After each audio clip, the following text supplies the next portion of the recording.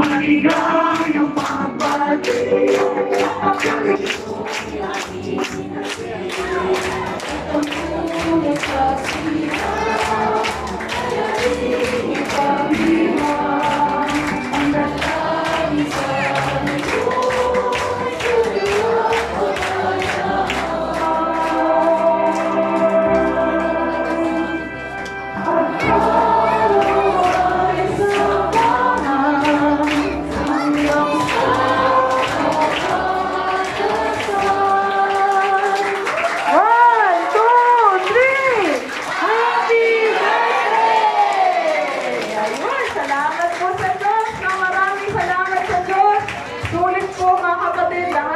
In-effort po natin.